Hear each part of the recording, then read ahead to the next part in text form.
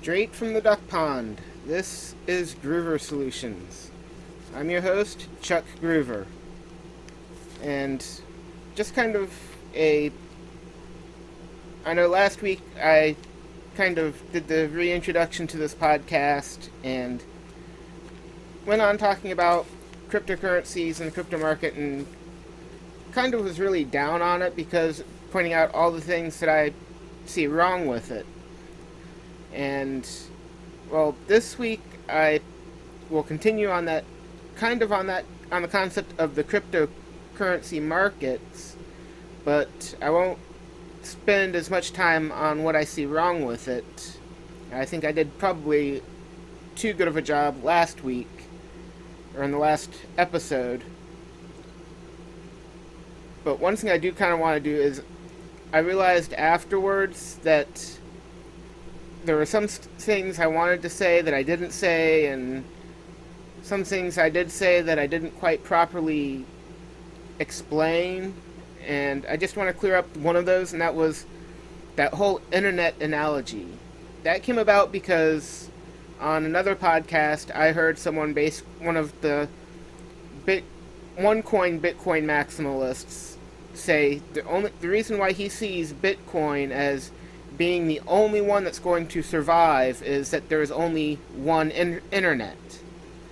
Well, besides the obvious flaw in that technically you've got the internet, you've got the dark net, plus a number of companies still have their own intranets, but the concept of just there only being one internet, yeah, but the internet's not restricted in being capped off at a number of websites available. Bitcoin only has so many available. In fact, this morning I was actually listening to a podcast where it was talking to an actual investor who views Bitcoin in the positive, but he views it as still working with our current financial system because of there only being so many Bitcoin available. It's going to become to a point where no one's going to want to spend their Bitcoin. So, and that kind of goes along with what I was saying. I can't remember if I said it in the last podcast, but I'm pretty sure I did, that there's going to come a point where if we only have one cryptocurrency, the people who have it aren't going to be willing to part with it to allow those that don't have it to have any. In my view, it's basically a core group of people wanting to get rid of the central banks in order to become the next central bank. But that's enough on the negatives. What I really want to do is get into some of the I'd probably say this one's kind of more neutral, in that this week I actually saw an article where it was talking about, and it kind of goes from neutral into leading into the more positive stuff, and that's how Germany, a country who part of the EU, where you hear a lot of the central bank saying, oh, we need to regulate Bitcoin's evil type thing. Germany won't tax you on any payments you make with cryptocurrency. Unlike here in the US, where we end up having to pay capital gains or losses if we do anything with our cryptocurrency other than hold it. If we go out and buy a cup of coffee with it, we pay capital gains tax or have to file losses depending on what the level of that particular coin was at when we bought it. And one thing I would almost say is, those of us here in the US, we should really try and figure out how to kind of get the IRS to listen to us, and that, yeah, if we're doing the trades and stuff like it's the stock market, I don't mind it being charged with capital gains tax because I'm treating it like a stock. But if it's being used to purchase something, even within the whole market system, if we bought some Bitcoin and we didn't immediately turn it and flip it to buy an altcoin on another exchange, and we had a gain on it, we have to pay capital gains tax on that.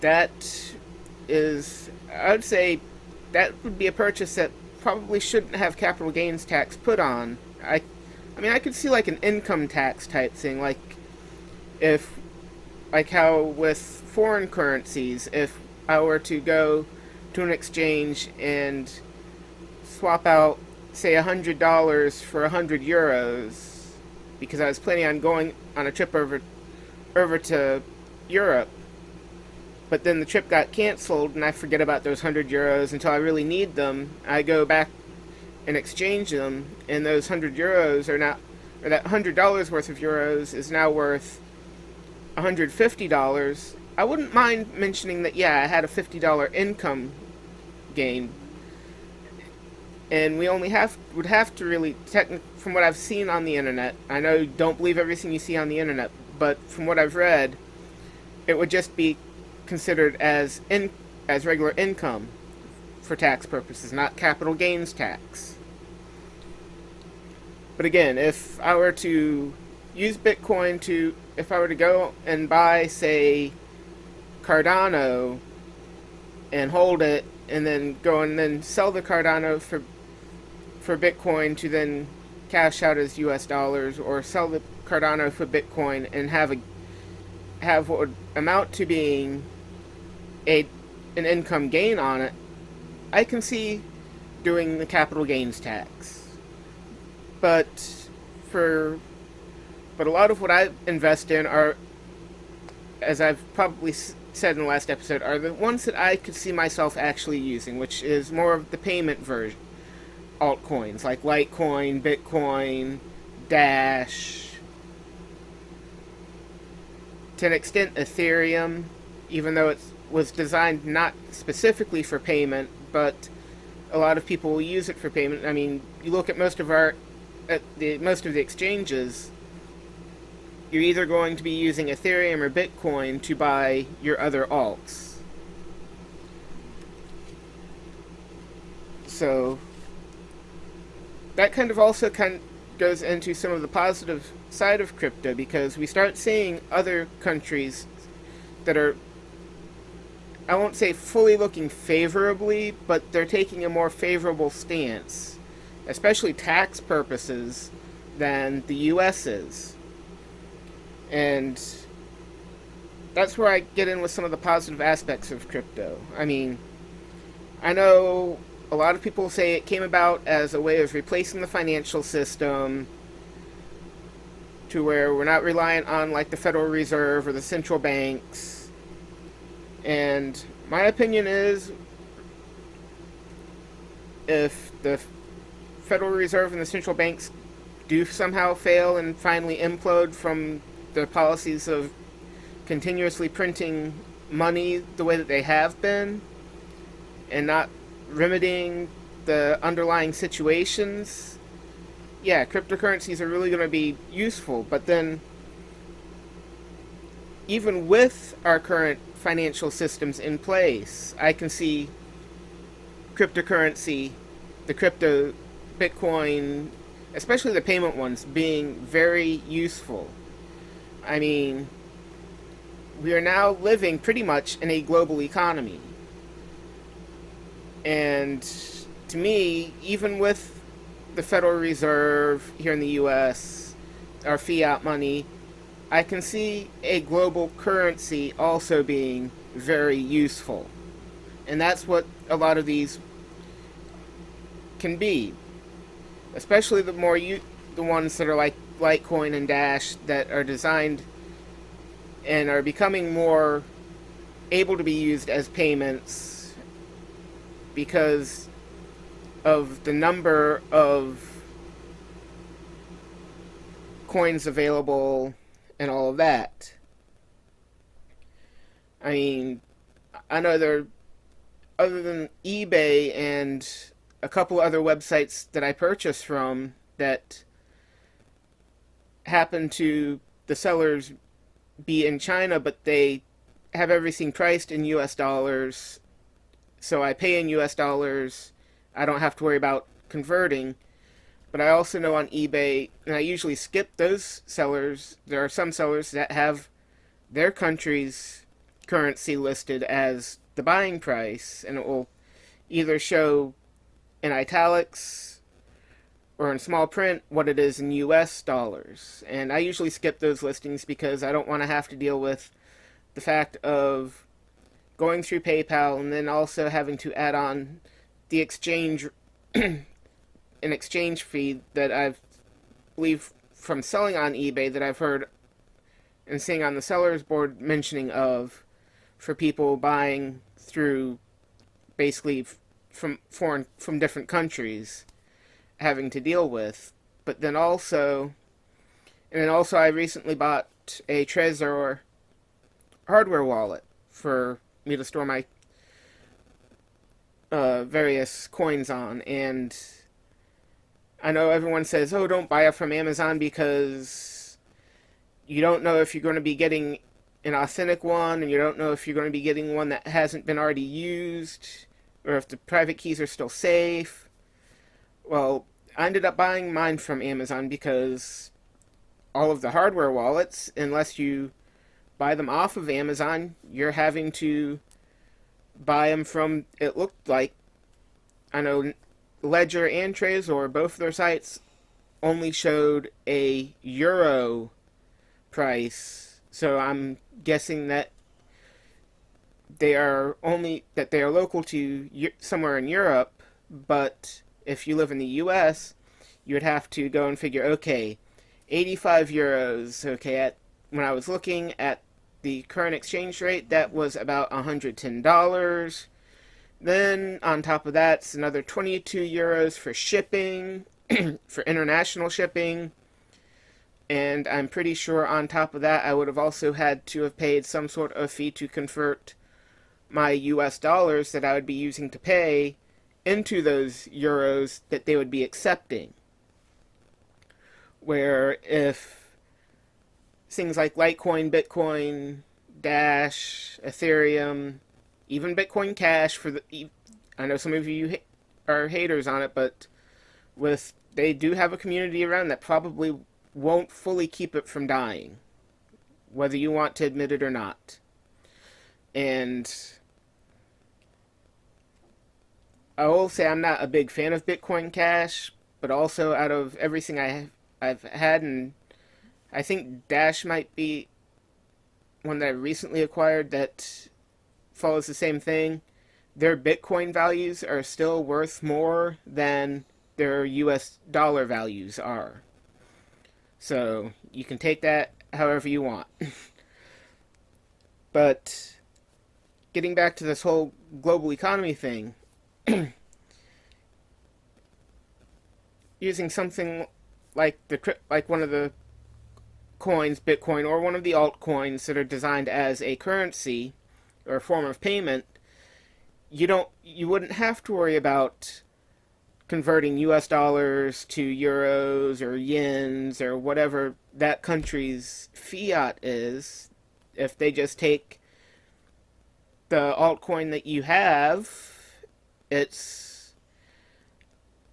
you don't have to worry about additional fees for changing from one form of fiat to another.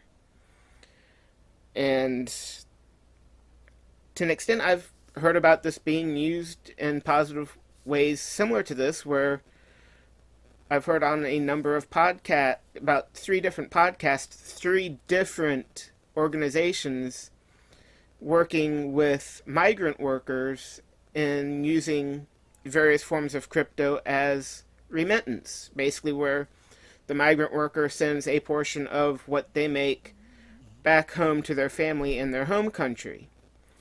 The first one I heard, they basically were doing it more as the middleman, so the migrant workers have no clue that a cryptocurrency is being used.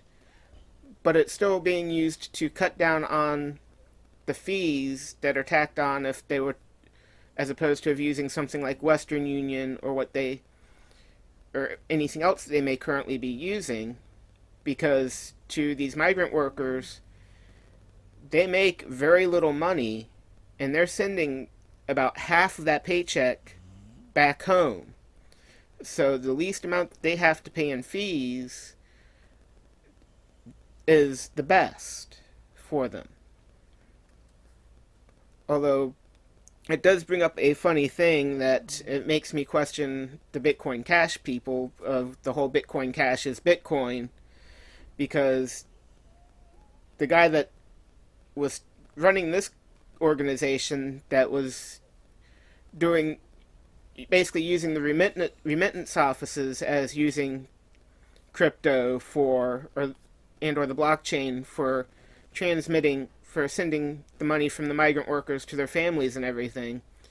He was mentioning how in France, rather than using Bitcoin like what they're using in South Korea, they're actually in France having to use Stellar because it is not Bitcoin. And the reason why is because France, they don't want people using Bitcoin, because when they hear Bitcoin, it's just like when I was talking to my boss at one point before he started looking into it, and I'm sure most people who aren't in the whole cryptocurrency thing, you ask them the first thing they think of when they think of Bitcoin, they're going to think of pretty much like what Bill Gates said, it being used for drugs, illegal activities, terrorism, basically all of these negative things that really, when you look at the technology, you're better off using cash than pretty much any of the cryptos, with the exception of maybe Monero, maybe some of the other private coins. I'm not sure how well the privacy actually works on any of them, but just straight Bitcoin, you're not really all that private, or you're not as anonymous as you think. But as an extension of that, I could also, besides just me not having to worry about, I see something I want to get and I have to purchase it, but if I purchase it, I have to buy it from someone in another country and having to convert US dollars, basically US fiat to their fiat, whatever their currency is there, having a common payment method between us that cuts out that. And technically, even with traveling, you wouldn't have to worry about, because I know, and this kind of leads into my next one. With traveling, I've known some people to go to a foreign country that what they've had to do to have money to take to the exchanges to get the local currency when they get to the country they're going to, they actually have to go to the bank and get crisp, uncirculated bills. The bills can't have any folds. They have to be pretty much pristine, straight from the Treasury Department, just off the press, in order for some of these foreign exchanges to take them. And if these cryptocurrencies were to become kind of a global thing where we don't have to worry about converting to whatever the local currency is, we could still purchase stuff with whatever cryptocurrency we have. It's one less hassle for travel. And I will mention I am a Christian, and that's where this next part comes in, because a lot of these people were missionaries, but they were going to one of the more open countries, I believe in Africa, so it's not like they were going someplace that, oh, missionaries aren't allowed or Christians aren't allowed type thing. But I can also see this being used in helping to support missionaries, because I know there's very few missionary organizations that provide the full support for their missionaries. A lot of missionaries, they might have a sending organization, but they have to go and do their own fundraising, get of getting churches to support them, individuals to support them. So a lot of them are basically barely getting by on the brief, almost like a migrant worker. They are having to survive and do with what they're being provided, and any fees they would have to encounter of switching the currency from whatever their supporters are providing them with to the local currency. I could see if they didn't have to deal with the fees, those fees, they would be able to do so much more. Because a lot of, I mean, some of them are out. I know a missionary that's going over to the Ukraine this week, and he does a lot of helping out with like just construction stuff and just helping out where there's a need, not just preaching the gospel. I mean, yeah, he does preach the gospel to people and as he's led, but he also helps meet needs of those there too. So he's not just there to preach the gospel and that's it. He's actually helping these people as well. And there's a lot of missionaries that, oh, you might look at what they might look at what they do as the first thing they do is show these people that they care by helping them physically, financially, if possible at times, things like that, before they actually start doing anything spiritually. Because a lot of people, they're not going to listen to the spiritual stuff if they don't realize that the missionaries or the people talking to them also care about them as a person as well. But it's, as I said, it's one of those things. It's not having to worry about these fees of going from one currency to the other. Not just the exchange rate, but that could fluctuate from when you do exchange and then when you head back of having to exchange back, but just the whole. I know that there's also fees when you do the exchange, and then there's some places where you have to have so much or they're not going to exchange one to another.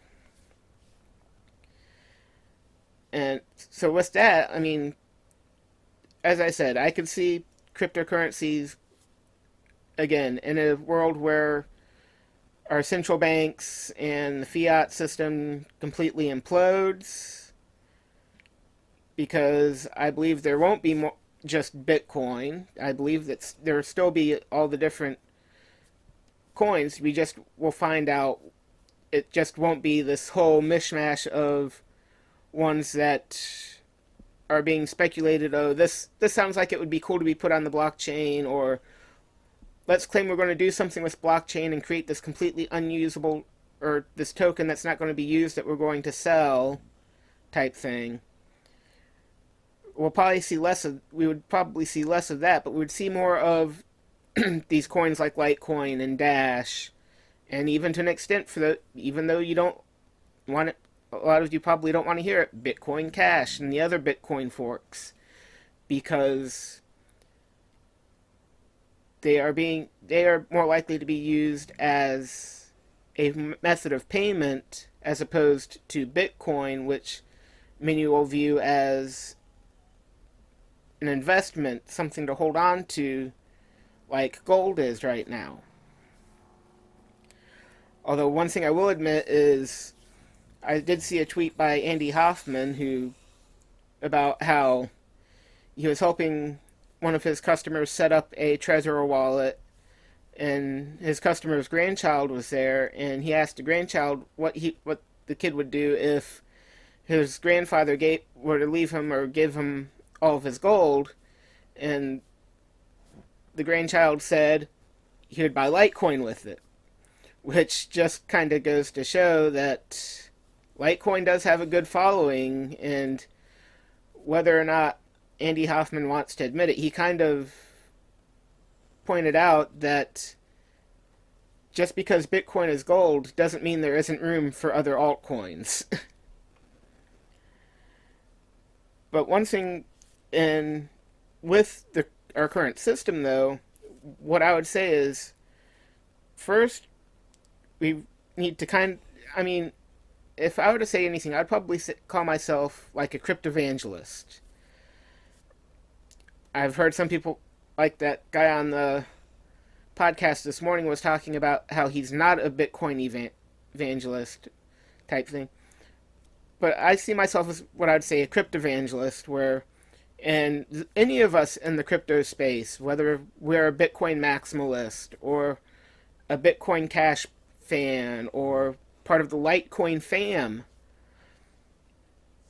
or any of the other altcoins, what we really need to all consider ourselves are cryptovangelists, and not just spreading the word to other people, just your other average Joes, but also we need to work at getting like the banks and our governments to actually see the viability and usefulness that these cryptocurrencies have, like what I've pointed out, of it actually being a viable global currency without even having to displace any of the local currencies. I mean, even if I were to be using Bitcoin for like any international purchases, I would probably still use US dollars locally because I would want to hold on to the cryptocurrencies for the global stuff and have them on hand for that. And sometimes it's a lot easier just to pay with cash or things like that at times too. But also not just let them help them to see the viability and usefulness of the cryptocurrencies, but also we should be trying to think of ways that we could kind of educate them on how to work with crypto. I mean, there have been a number of banks that have started to file with, I can't remember if it's the SEC or the CFTC or one of these government organizations that they have to file with annually, and a lot of them are saying because of customers wanting to do stuff with crypto and leaving them for banks that are more crypto friendly, they can't compete. And a lot of it's because they don't want to change what they're doing. And if they don't change what they're doing, yeah, they won't be able to compete. But a lot of people thought that email was going to eventually end the U.S. Postal Service. Well, the U.S. Postal Service is still around because they're for small items and things like that. And then there's also some stuff that you just can't do and send online through email. Like, I've worked with a coin dealer, and we sell stuff on eBay, and we can't send anything that they buy online. I mean, I have to package it up, and the cheapest, best option for us to ship it is printing a USPS label and sending it through the regular mail. And a lot of it's because the post office, to an extent, while some might not see it this way, they have evolved to work in a world where the handwritten letter isn't being sent so much, but there's other things that they have a use, that the post office does have a usefulness for. And we, as cryptovangelists, we need to kind of help the banks see, and the credit card companies, that's see that there is still a way that they can work in a world and coincide with crypto and not try to be fighting against it or viewing it completely as something that's going to completely ruin them. So hopefully this week was more of a positive look on the cryptocurrency world rather than last week's negative of what all I see wrong with it. And I would probably say for gear this week, I was going to mention about the one audio recorder I usually use. It's a Tascam. I believe it's the DR05. I know that they're still available on Amazon and stuff. It's little cheap. There's a similar. They usually have a version that's similar to what the Zoom brand has, but they're a little cheaper. That's why I ended up getting one a number of years ago, and I've not tried the Zoom, so I can't really say on quality comparing between the two. But I will say every week I use that Tascam. Again, I'm a Christian. I do a videotape for a ministry I'm involved with, a prayer breakfast we do, and we hold it in a restaurant. And the restaurant's kind enough to allow us to videotape it. And the thing is sometimes like the background music will be playing so loud and our table will be so big that I personally can't hear too well what's going on, what's being said down at the other end of the table. But that little audio recorder somehow manages to filter out the background music that's so loud that sometimes that's all I hear, and able to just pick up everyone's voices to where when I'm editing the video, it is a good, clear audio. I mean, the camera I use has a very echoey sound to it, and there's been times when the batteries have died on me in the audio recorder, so I've had to rely on the camera's audio. And those times I just, I'm like, I really wish there was like an electrical outlet that I could just plug the USB in and have it running off of USB power while recording, so I didn't have to worry about the batteries or things like that. And that, I mean, I probably need to get a new one because the thing has taken so many falls that the battery cover I have to actually have duct taped on now. But other than that, that thing still works like a champ. And I've had it for about 3 or 4 years. So, this is Chuck Groover with Groover Solutions, signing out.